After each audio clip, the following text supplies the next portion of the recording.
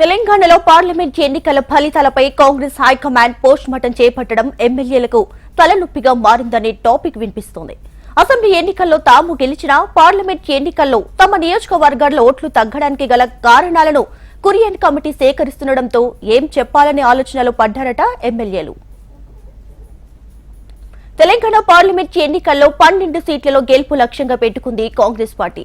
అయితే అనుకున్న స్థాయిలో సీట్లు సాధించకపోగా కాంగ్రెస్ మెజారిటీ ఎమ్మెల్యేలున్న స్థానాల్లోనూ ఓటమి చవి చూడటంపై హైకమాండ్ అసంతృప్తి వ్యక్తం చేస్తుంది. ఈ నేపథ్యంలోనే ఓటమి కారణాలు విశ్లేషించేందుకు కురియన్ కమిటీని నియమించింది. కాంగ్రెస్ రాష్ట్రంలో 8 స్థానాలు సాధించగా ప్రధాన పోటీదారుగా ఉన్న బీజేపీకి సైతం 8 స్థానాలు మాత్రమే దక్కాయి.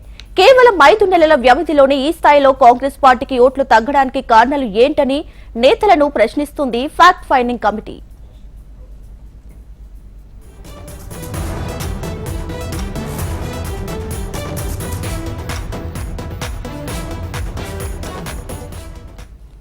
ఇక అసెంబ్లీ ఎన్నికల్లో కాంగ్రెస్ పార్టీకి 64 సీట్లు మాత్రమే వచ్చాయి. అయితే పార్లమెంట్ ఎన్నికల్లో లక్ష్యం అందుకోకపోవడంతో అసెంబ్లీ ఎన్నికల్లో ఆయా నియోజకవర్గాల్లో వచ్చిన ఓట్లు, పార్లమెంట్ నియోజకవర్గాల్లో వచ్చిన ఓట్లు ఎన్నని ఆరా తీస్తున్నారు. ఇప్పటికే పార్లమెంట్ ఎన్నికల్లో పోటీ చేసిన అభ్యర్థులతో విడివిడిగా సమావేశమైన కురియన్ కమిటీ వారి అభిప్రాయాలు సేకరించింది. ఇవాళ ఎమ్మెల్యేలతో సమావేశమై వారి నియోజకవర్గాల్లో ఓట్ల శాతం, అక్కడ కాంగ్రెస్ కి ఓట్ల తగ్గుదలపై కారణాలు తెలుసుకోనున్నారు. దాంతో కమిటీ ముందు ఎమ్మెల్యేలు ఏ కారణాలు చెప్తారనే ఆసక్తి మాత్రం అందరిలో నెలకొంది.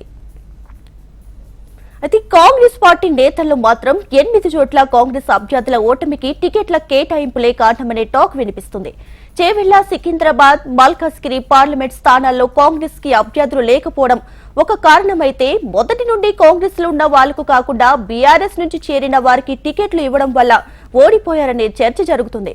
ఇక కరీంనగర్, నిజామాబాద్, ఆదిలాబాద్ లో స్థానిక నాయకుల అభిప్రాయం కాకుండా ఇన్ఛార్జి మంత్రుల నిర్ణయం మేరకు టికెట్లు ఇవ్వడంతో కాంగ్రెస్ అభ్యర్థులు ఓటమి చెందినట్లు ఒక అభిప్రాయానికి వచ్చారని తెలుస్తోంది.